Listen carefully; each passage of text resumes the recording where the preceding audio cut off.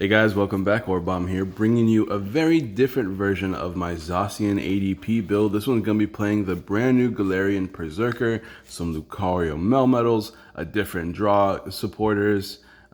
It's really interesting, and I'm actually a big fan of this deck list. What prompted this change was the brand new Galarian Meowth that we got, which I'll talk about when we get there. But hey, Happy New Year's, guys! First deck profile of the New Year's. Hope you guys are enjoying yourselves. If you guys want to support me, don't forget to drop a like, subscribe, share, all that good jazz. You know how it is.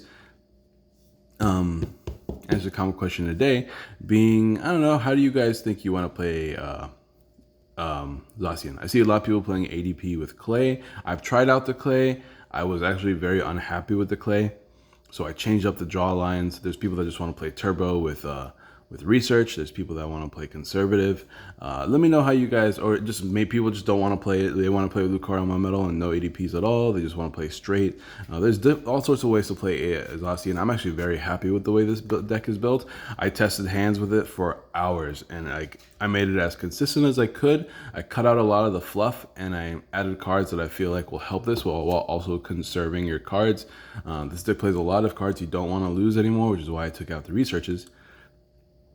But yeah, other things to talk about, join the Discord, check out the Patreon, decklist early, yada, yada, yada. We're just going to go ahead and get right into it. So we're playing 3 Zacians here. So we all know what Zacian's done. I'm going to make very brief explanations here. Its ability is draw 3, attach any metal energies you draw there, and end your turn. Really good way to start your turn off, especially since you can't play draw supporter if you go first, and you can't, what's it called? You can't play supporter. Yeah, you can't play supporter if you go first. You can't attack if you go first. So going first is great in this deck because you get to add all these cards to your hand if you put a Zacian on the board. Shouldn't be that hard. You play 3, you play and you play the Dene, and you do play your quick balls. So, getting Zacian is not the hardest thing in the world. Its attacks do 230, and you can't attack the following turn. Metal type Pokemon, 220 HP, all the good stuff. I guess I should probably put it up here. I should print the English versions of these, but they're very hard to scale. But anyways. 2 tree costs, yada, yada, yada. But anyways, the point of this deck is Zacian, right? You want to attack with Zacian, you want to take Okos with Zacian, and if you can't take Okos, you want to have 2 KOs while tanking, right? So, as far as part 1 of the build, we want to tank. We are playing Lucario Melmetal.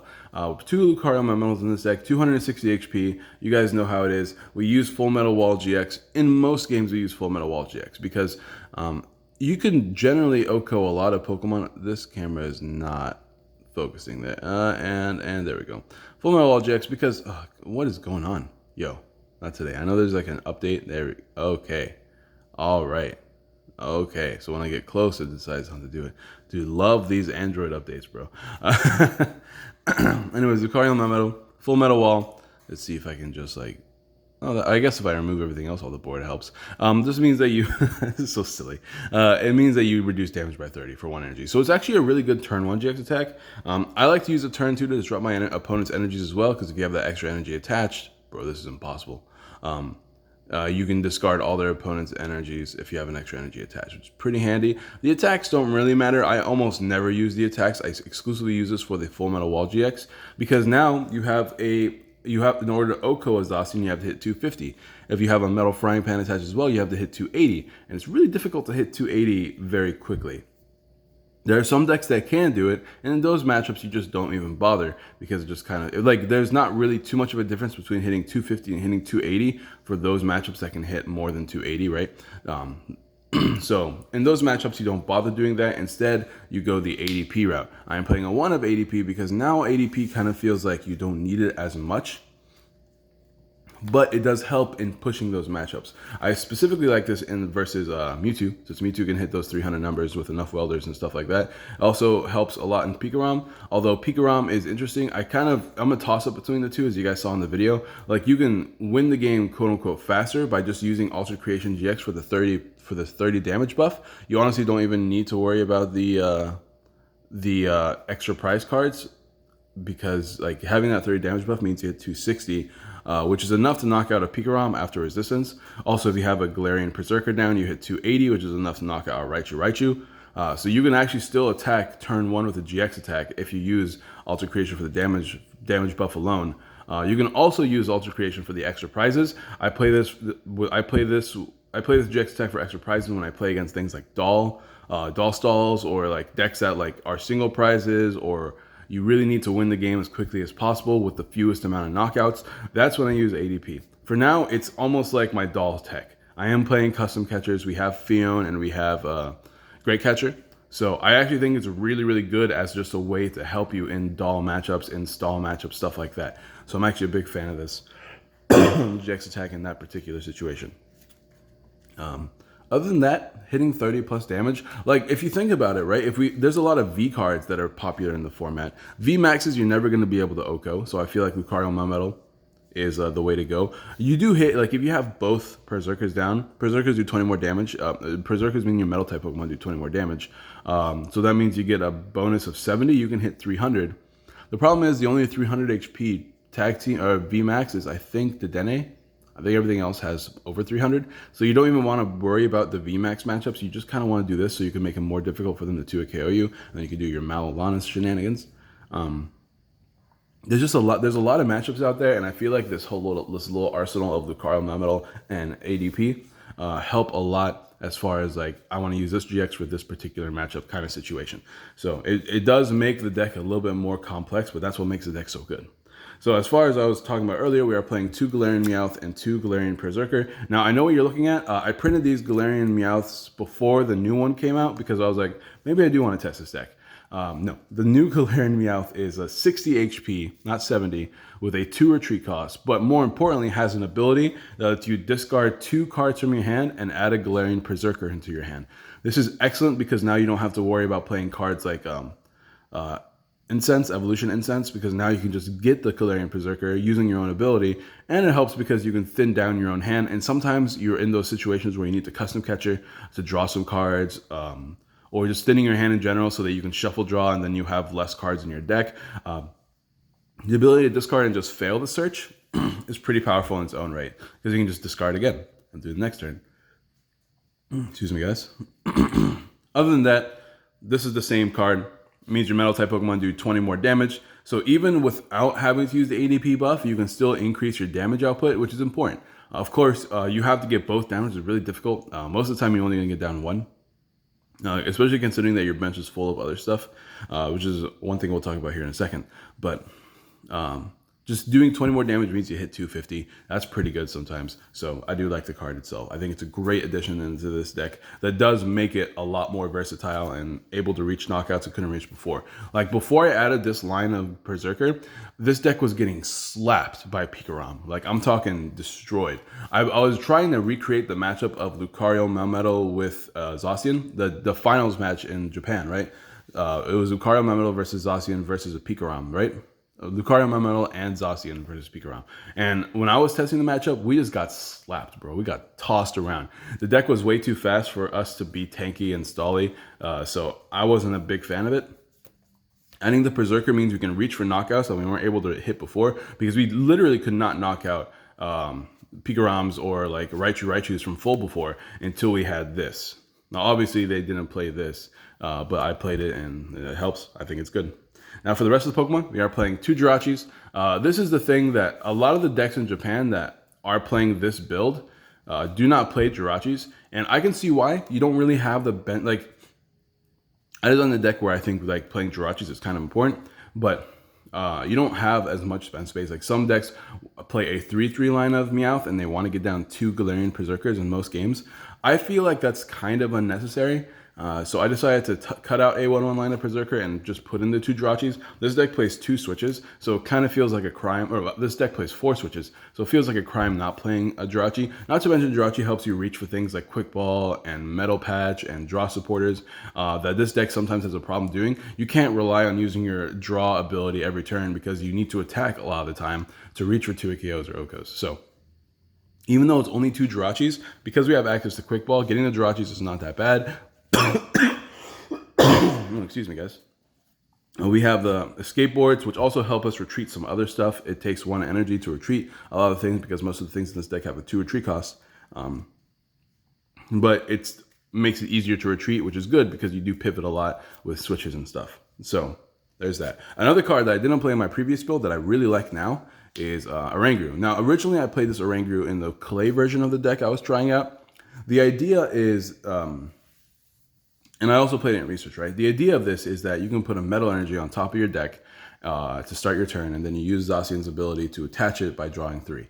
The other thing is that in case you have to discard your hand or anything of the sort, you can put back important cards that you don't want to discard, like Custom Catcher, on top of your deck, discard your hand and draw back into the Custom Catcher. It also helps when you play Marnie because you can put cards that you don't want to lose in your hand on top of your deck and then use Marnie. And also, it just lets you look at another card, which is kind of important, especially considering that sometimes you can just use a Ranguru to put a card back into your hand, draw, and take the card that's in the top deck, put it into your hand. If it's useful, great. If you don't want to draw into the card you put back, you can play something like Tag Call or some other way to shuffle your deck. There's lots of different ways we can shuffle our deck in this deck. So there's lots of ways to just get rid of the card that you don't want in your hand, get a new one, and then also change your top deck. Oranguru has been super useful though, because we do play the Dene, and like I said earlier, we are playing custom catchers in this deck, so being able to put a custom catcher back on top so we don't lose it. The name of the game is that we don't lose our cards. We don't want to rush through the game anymore, although we are still a very fast build because we have access to the Dene, and we can draw cards with this, and we still have our draw supporters, and we have tag calls. We have lots of ways to thin our deck. Excuse me.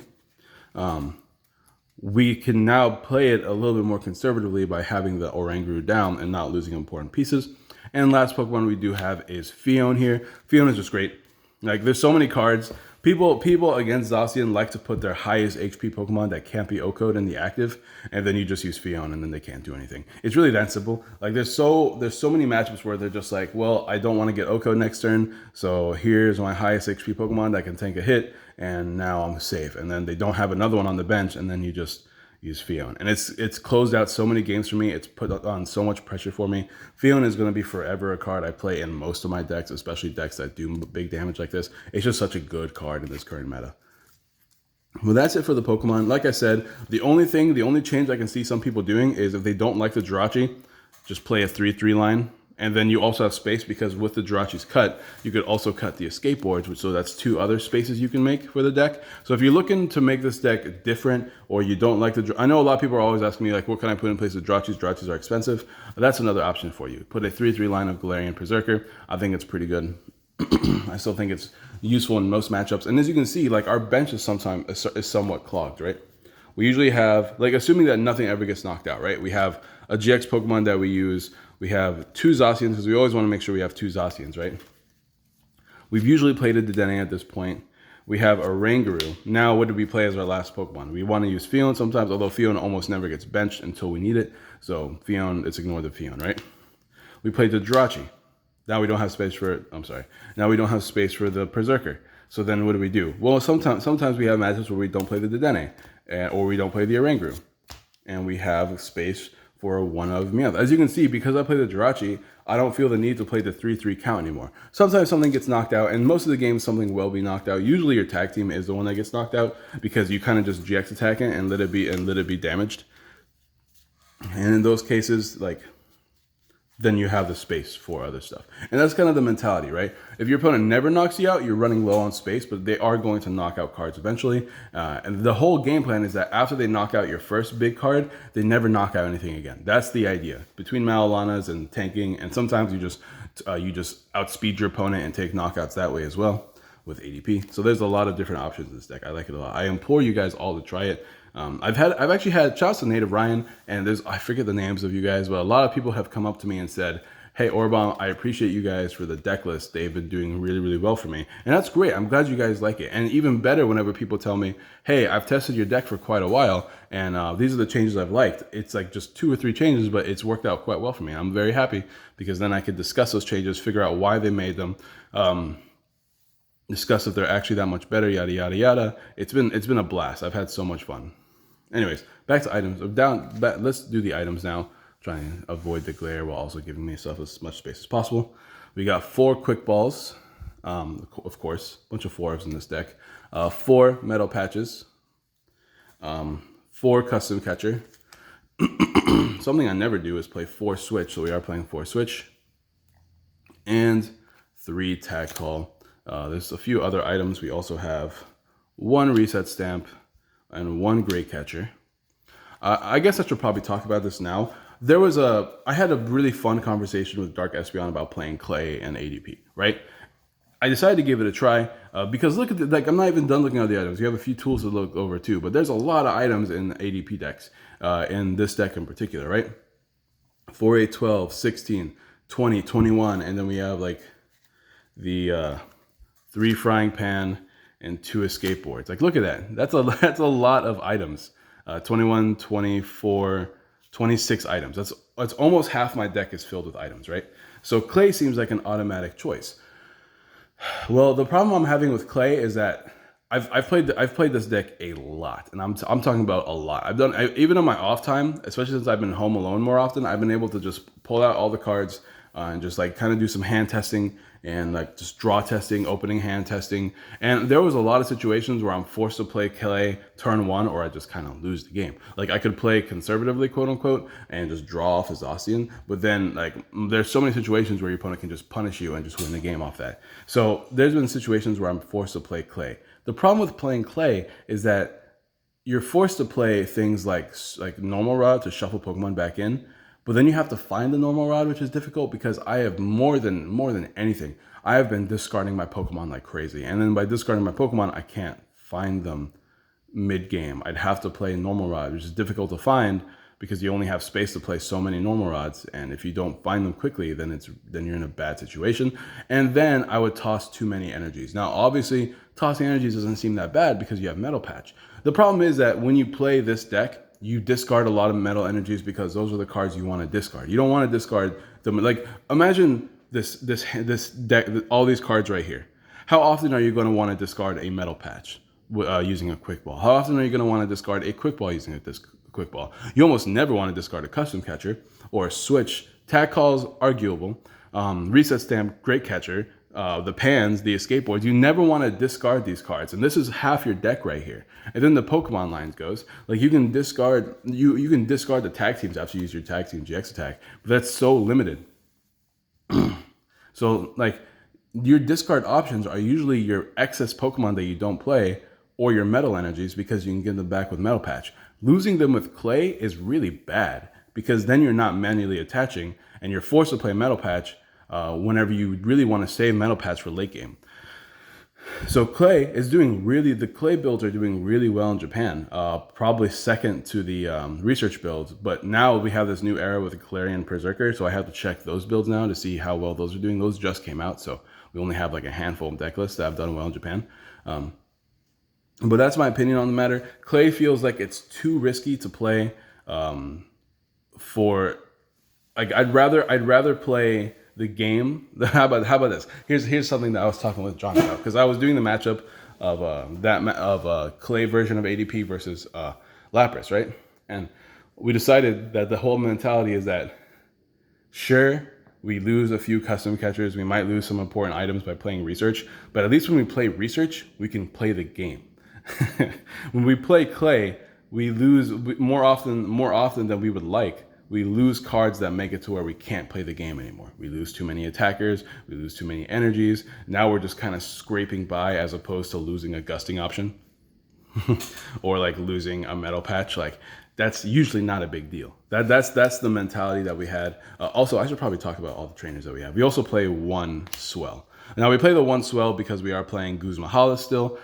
We still play Guzmahala because we do want to use ADP whenever we need to. 3 tag calls is okay. I wish I had 4 because I really want to make sure I get down the tag team of choice turn 1 as soon as I possibly can. Of course, custom catchers, metal patches, quick balls. Not too much to explain there. 4 switches. We are playing Zacian. Zacian has to reset every time it attacks. So being able to reset with our 4 switches is big. I almost never play 4 switches in a deck, but this deck feels really appropriate because being able to reset your attack is imperative. Not to mention your dudes have a high retreat cost, so you really need to have that switching option available to you. Escape boards are for the Jirachis. Great catcher, good. Reset stamp, good. Wish I had 2 of these, but once again, thanks to Oranguru, we're able to preserve these cards until we need them. In most scenarios, of course, you have to make sure you have the, have the Oranguru out. We are still playing a very small amount, but we are still playing tag team supporters, so tag call is still useful for that. So the items are pretty self-explanatory. We don't have to talk too much about them. But yeah. This is a lot longer of a deck profile. You can tell I put a lot of time into this because I have a lot more to say. Now, here is the most questionable part of the deck list, and that's the supporter count. I want to play more supporters, but as you can see, first of all, with the supporter rule, the change in the supporter rule, playing a higher amount of supporters kind of feels bad because you get them in your opening hand, but then you can't play them, right? So, especially in this deck where like, it's okay. You have access to different ways to draw. You got Jirachis that will help you with consistency. You have your Dedenne. You have Zacians because you will be turn. You're not going to be able to attack turn one in pretty much most games. So you have lots of ways to draw already. So you don't really care about having that many draw supporters. And that's just something I've noticed while playing this new format where we can only play supporters if we go second.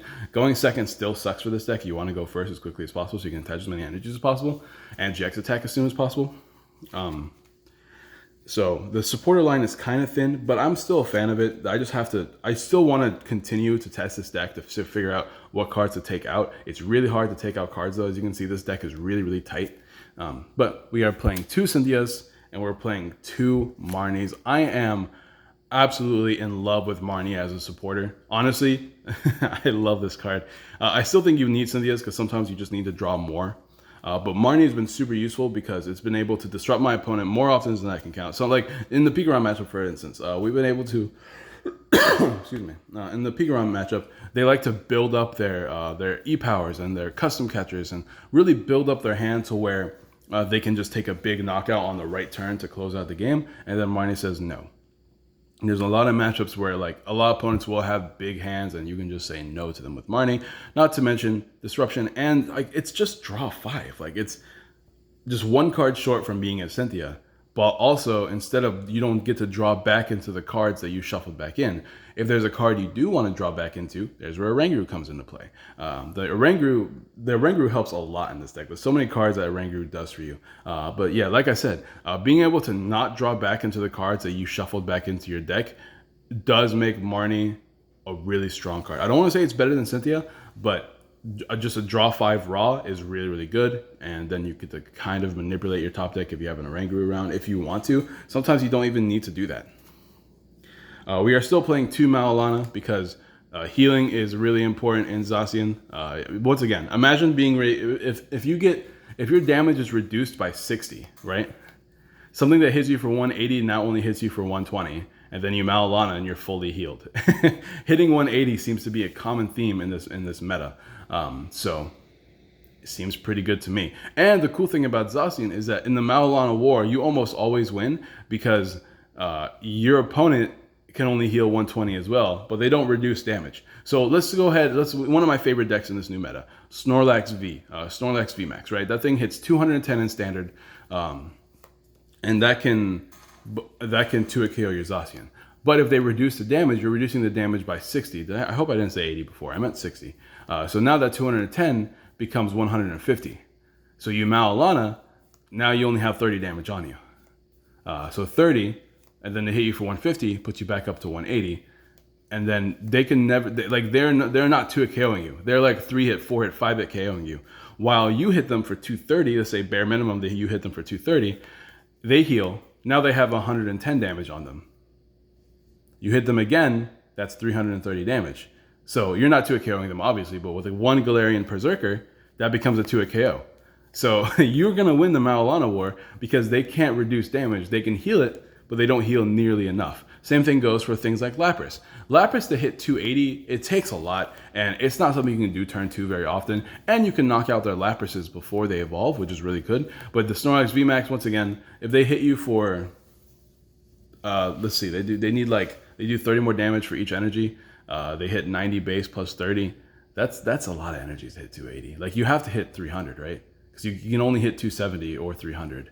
And 300 is, I think it's 7. Yeah, I'm pretty sure it's 7 energies. That's a lot of energies. That's at least half the energies they play in their decks for the most part. So that's a lot. That's a lot to achieve, and then you can just 2-hit KO them. So it's pretty handy. Or you can OHKO the things around them. I think in that matchup though, I would probably want to use ADP because I kind of want to win the game as fast as possible. So custom catcher their Frostmoths, knock out 1 Lapras, win the game kind of thing. But I digress. That's a different conversation. We are still playing 1 Guzmahala. Like I mentioned earlier, we have 5 tools in this deck. We still have Aurora Energy in this deck. And we play Calyx Well. Calyx Well is just good. So specifically play this card because we still play the Aurora Energies. If I wasn't playing Aurora Energies, if I wasn't playing ADP, I would cut out the Guzma Hala altogether. Although I think I would still play ADP just for the damage buff, even if I wasn't playing the Aurora Energies. But like I said, I feel like the doll matchup is really difficult in this deck without taking those extra prizes. So I do like Guzma Hala a lot in this deck for that reason. And then we are playing one Cynthia Caitlin. I really want to play two so badly, but I can't figure out what to cut right now. We're going to keep testing this deck for the future, obviously. This is probably going to be the deck I build. I mean, we still have a whole set before we know all the Sword and Shield stuff, because we don't know what that VMAX set is going to be, and it looks like VMAX is going to be released in Japan the same day we get it in our Sword and Shield base. So we still have quite a few cards. This deck might change drastically by the time Sword and Shield comes back out. Maybe there'll be a card that just says, if there's a Zacian on your opponent's side of the board, they lose the game. I don't know. Like, you never know. But I really don't think that's going to happen. But Cynthia Caitlin, I like it just for the draw 3. It gets you back a Mallow and Lana, so I usually just save it until there's a Mallow, Lana, and discard pile, and I get it back with Cynthia Caitlin.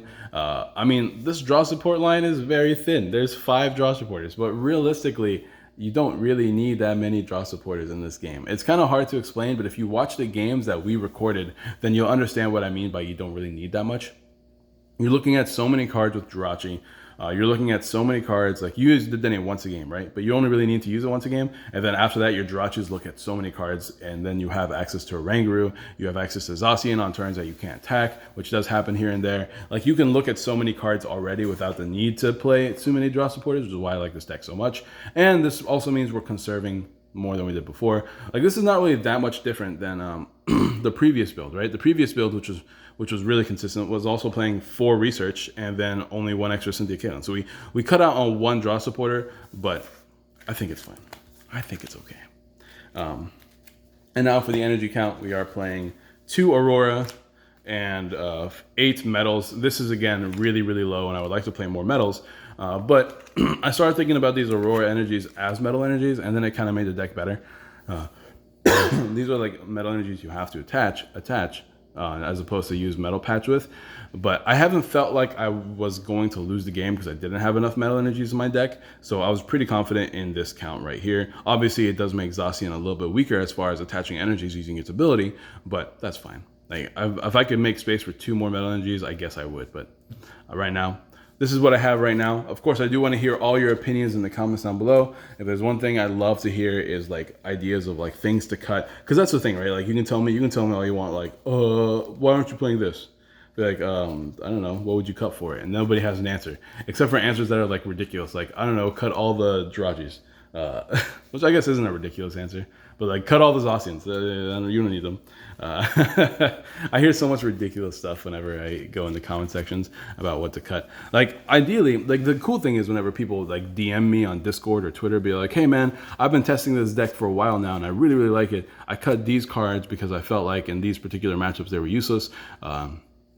In the other matchups, I'm able to work around it. So I cut these cards and I was able to win by playing more of this, more of that, less of that, yada, yada, yada. That's been fun. It's been a 30-minute deck profile, but it's been a lot of fun to talk about this deck for sure. Let me know your thoughts in the comments down below, and I'll see you guys next time.